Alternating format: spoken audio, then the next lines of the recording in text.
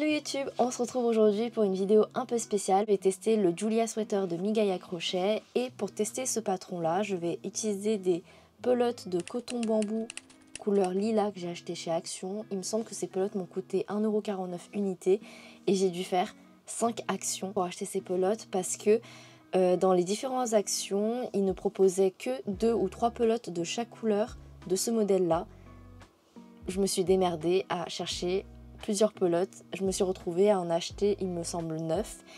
Et pour ce patron, il en faut environ entre 6 et 7 pelotes selon la taille. Voilà, je vais vous laisser visionner le vlog et on se retrouve à la fin pour le résultat du haut. Là, je viens de finir le premier rang. Hop. Bon, ça ressemble pas à grand chose pour le moment, mais j'espère que ça va être assez rapide à faire.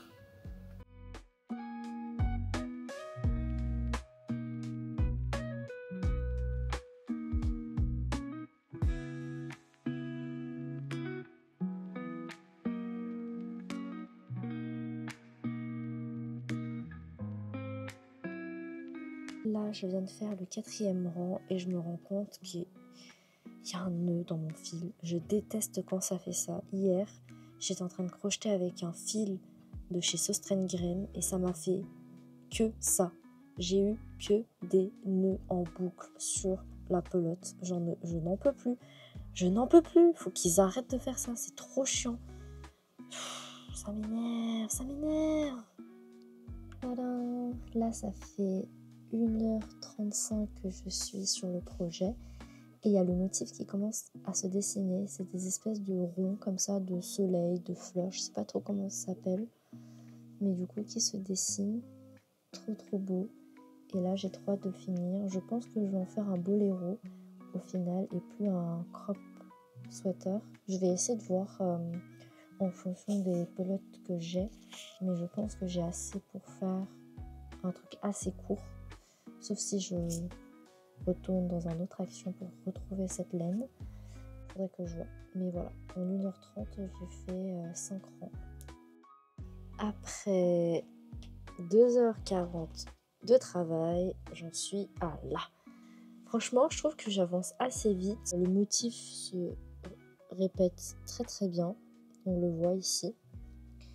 Il est actuellement 19h. Il me semble que j'ai crocheté 4h30. Là, j'en suis à ce niveau-là du haut. J'ai fait pas mal de rangs. Je sais plus combien j'en ai fait. Je pense j'en ai fait 15 environ. Donc là, j'hésite pour le haut. Soit j'en fais un boléro. Et donc, je m'arrête maintenant. Soit je fais 5 rangs de plus pour arriver au niveau du bas de la poitrine. Et je fais les manches et ça fait un boléro. Soit je fais un top. Genre jusqu'au nombril. Du coup, je sais pas trop ce que je fais avec. Franchement, je suis trop contente du rendu par rapport à la couleur. Honnêtement, au début, j'allais le faire avec un fil très fin.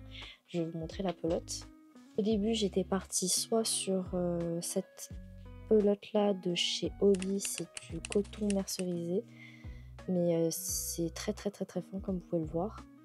Ça aurait été un calvaire parce que ça aurait été super long et j'ai encore jamais crocheté de fil aussi fin.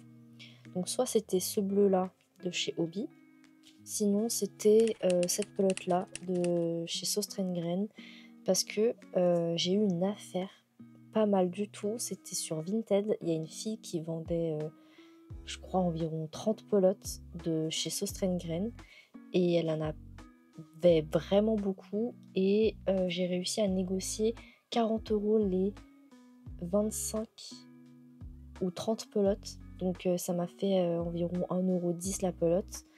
Sachant que ça coûte 2,38 € maintenant.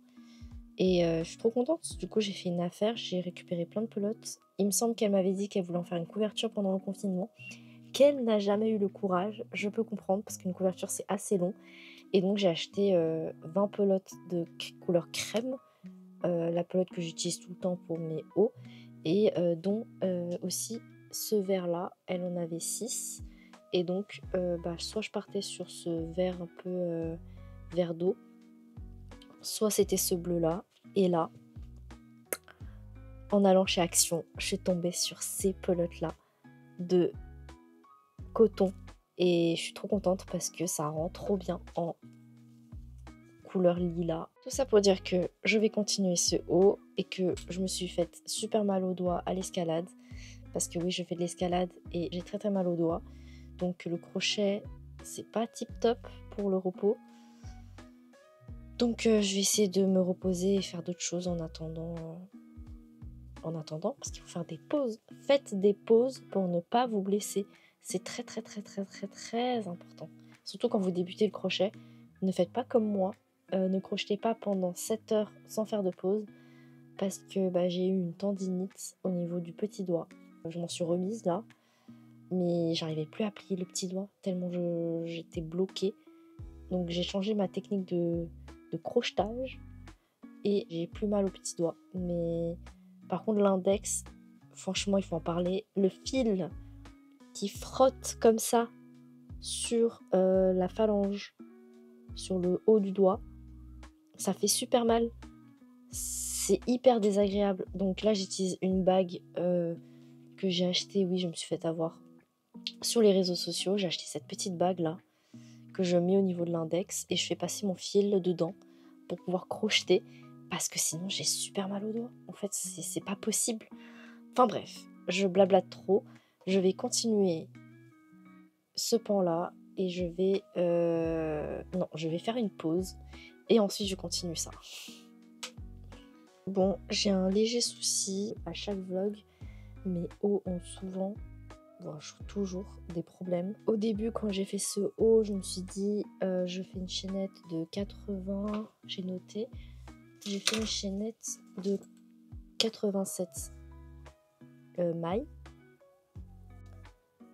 Et en fait, ça suffit pas du tout parce que je sais pas si c'est parce que je crochette trop serré. Je pense que oui, parce que c'est pas la première fois que ça m'arrive sur mes projets, ça fait quand même la 3e fois. Et en fait, j'ai pas réussi à mesurer bien la chaînette parce que souvent, quand tu mesures la chaînette, c'est pas vraiment la taille définitive du projet. Il faut vraiment crocheter plusieurs rangs avant de s'en rendre compte de la taille. Et donc là, j'ai mesuré. Bien sûr, après avoir fait mes 15 ans, hein, parce que oui, moi je calcule, je vérifie après 4 heures de travail. Je me suis rendu compte que ma base, la largeur du haut, fait que 35 cm. En sachant que j'ai un tour de taille de poitrine de 76 cm, ça va être serré. C'est-à-dire que là, bout à bout, j'arrive même pas à la moitié du devant. La moitié du haut, pardon. Et donc, ça veut dire que si je fais 2 fois cette taille-là, le haut va être un haut cintré, c'est-à-dire collé à la peau, alors que moi, je voulais un haut un peu oversize. Je crois que je vais devoir recommencer. Je sens que ces temps-ci, je sais pas ce que je fais, mais je recommence très souvent mes hauts. Il faudrait que je me pose et que je suive le patron déjà parce qu'elle avait conseillé de faire le tour de la poitrine divisé par 2 plus environ 10 cm voire 15.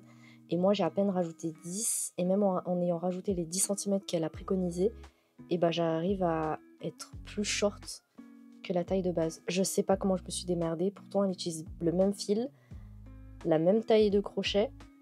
Je sais pas trop pourquoi du comment. Donc là, je vais devoir défaire. Oui, je vais devoir défaire 4 heures de taf. Je pense que je vais pas le défaire, je vais ouvrir une nouvelle pelote.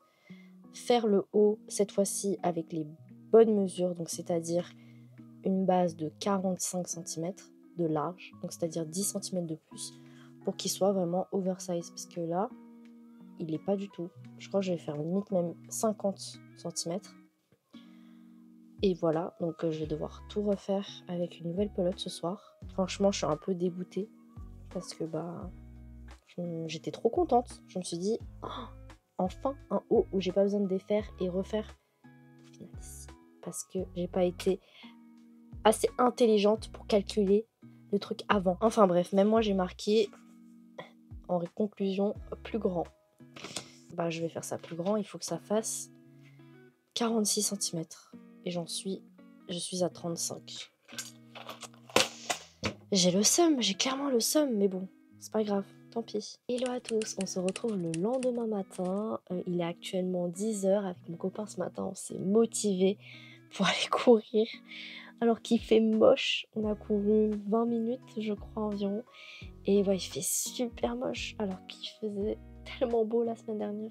Enfin bref, je vais défaire totalement celui-là, celui que j'ai fait hier, où je vous ai dit qu'il était trop petit parce que bah là, attaché bout à bout, ça va pas le faire. Et donc j'ai recommencé un autre plus large. Là, vous allez voir, il est vraiment très large, mais je me dis ça va être refermé sur les côtés et il y aura un côté un peu oversize.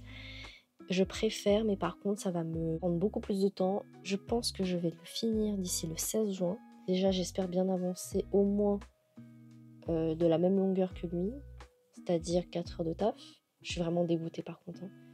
Je sais pas si je peux faire quelque chose avec ça, je pense pas.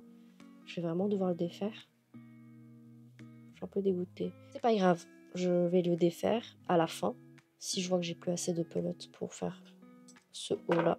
J'ai plutôt bien avancé, je pense que ça fait 5 heures que je suis en train de crocheter et j'ai enfin rattrapé la hauteur du premier essai. Je sais pas si je peux appeler ça un essai parce que c'était un échec, mais j'ai l'impression, je sais pas, mais que les fleurs, le motif est plus large sur mon premier essai que sur le deuxième. C'est peut-être moi, je suis tellement dedans. Non, je pense que c'est la même taille. Bon, j'ai rien dit. Et là actuellement, je vais continuer, je vais partir. Je vais continuer dans le métro. Et donc là, l'idée c'est qu'il me reste encore la moitié, donc il faut que je fasse le double pour faire un devant ou un derrière. Ensuite, il faut que je fasse ça 2 fois pour rassembler ensuite au niveau des épaules. J'espère que je vais avoir le temps de terminer cette partie-là ce soir, mais je ne pense pas. Et je vous reprends tout à l'heure. Là, je vais aller rejoindre ma copine pour aller faire les ongles. Il est actuellement 17 h le lendemain. Hier soir, du coup, j'ai été chez ma copine pour qu'elle me fasse les ongles. Ça rend trop bien.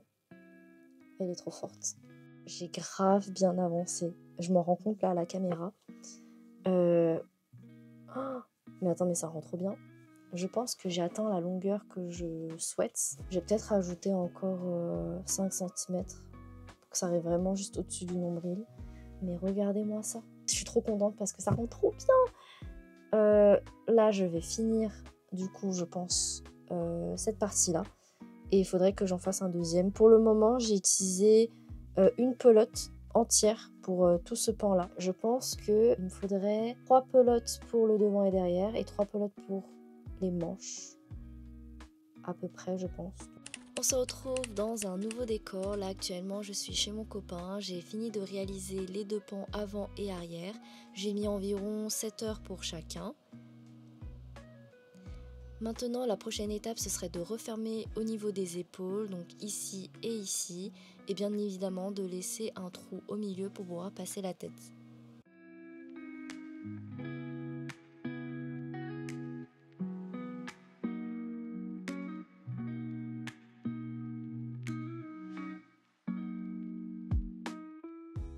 J'ai plutôt bien avancé. Maintenant j'arrive à ce niveau-là. Je vais vous montrer à plat. Hop. Là on a le trou pour la nuque, ici l'épaule et là c'est la manche que j'ai continué là tout le long. J'ai fait environ, je dirais, là 15 rangs. Je pense en faire minimum 30 pour faire vraiment une manche évasée et très très longue. Je vais vous montrer ça porté pour vous visualiser un peu plus l'avancement du projet. Voilà à quoi ressemble le haut une fois porté. Là j'hésite à refermer un peu plus ici parce que je trouve très ouvert, donc j'hésite un peu, je verrai à la fin. Pour le moment il m'arrive bien au-dessus du nombril comme je le voulais, et au niveau de la manche je suis assez contente parce que ça va créer vraiment une manche évasée et c'est ce que je recherche, donc voilà. Par rapport à son patron, ce que j'ai fait, donc ici j'ai plutôt raccourci parce que elle, ça fait vraiment un pull qui arrive au-dessus des hanches. Je suis trop contente du rendu parce que bah c'est pas du tout une couleur que j'ai l'habitude de travailler. Comme vous avez vu dans les précédentes vidéos, je suis très blanc, noir, crème à la limite. Mais c'est vrai que la couleur, c'est pas dans mes habitudes. Donc là, ça va être un haut très très beau, je pense, pour l'été avec une jupe ou un pantalon. Donc voilà, il me reste plus qu'à faire 15 rangs pour la manche et bah pareil de l'autre côté. Puis on va refermer au niveau du bras ici et sur les côtés pour finir le haut. Je vous reprends quand j'aurai fini les 15 rangs de la manche. Hello, on se retrouve, je sais même plus quand est-ce que je vous ai vu, il y a quelques jours, je sais plus combien de jours sont passés. Là je suis actuellement posée dans un parc en train de crocheter mon petit top. Je suis assez contente, j'avance plutôt pas mal. Tout ça c'est ma première manche. Il me reste encore 4 ans à faire et après j'ai terminé. Et il faudrait que je fasse l'autre manche. Donc je pense que l'objectif de finir ce haut avant le 16 juin est plutôt bien parti. Je suis un peu loin, non? Bon, c'est pour tester de nouveaux plans. Je suis à environ 5 rangs de la manche gauche. Là actuellement j'ai fini la manche droite. Donc je vais vous montrer porter. Hop. Touk touk touk. J'espère que la manche sera pas trop longue une fois bloquée parce que j'avoue j'ai fait à la longueur pas bloquée. J'ai un peu peur au pire si c'est trop long je pourrais défaire vu que c'est le bout de la manche. Ça n'a pas trop d'incidence. Et voilà, sinon à quoi ressemble le haut. J'avoue j'étais un peu sceptique au début parce que j'avais l'impression que le motif était pas très visible et que ça allait pas bien rendre à la fin. Et finalement je le trouve beaucoup trop beau. Donc j'ai hâte de le finir. Hello! On se retrouve plusieurs jours après et j'ai fini le haut. Je vais vous montrer porté. Il était interminable. J'ai dû mettre, je crois, au total 22 ou 25 heures. Je vous mets le temps juste ici. Et le rendu est magnifique. Oh, je suis trop contente! Je crois que j'ai dû dire que je suis trop contente dans cette vidéo 20 fois. Mais c'est vrai, je suis vraiment trop contente. Néanmoins, j'ai un petit souci. C'est que dites-moi en commentaire comment vous faites pour ranger vos fils. Je sais que dans des hauts assez basiques, je vais vous montrer. Par exemple, dans les hauts comme ça, c'est très facile de rentrer les fils parce qu'on peut les rentrer et les cacher dans les brides. Mais par contre, ce haut-là, vu que c'est des motifs assez ajourés, j'ai un peu du mal à rentrer les fils, surtout que ce fil, il est hyper glissant. Et en fait, ça sert à rien de les rentrer parce que il bouge et ça ressort. Là, par exemple, j'ai rangé ce fil-là et là, il est ressorti. Et je sais pas comment faire. J'avoue, j'ai fait une bêtise. Il y a des parties, je crois qu'au niveau du bas, j'ai mis de la colle forte. Ouais, je sais. Je crois que c'était pas une bonne idée. J'ai mis de la colle forte pour bloquer le fil. Ensuite, j'ai coupé. Mais du coup, ça fait une petite boule hyper rigide de colle forte. En fait, c'est logique. Genre juste ici, par exemple. Et ça me gratte. Je crois que j'aurais pas dû faire ça. Mais bon, c'est pas grave. Dites-moi en tout cas comment vous faites pour rentrer des fils quand c'est un motif ajouré.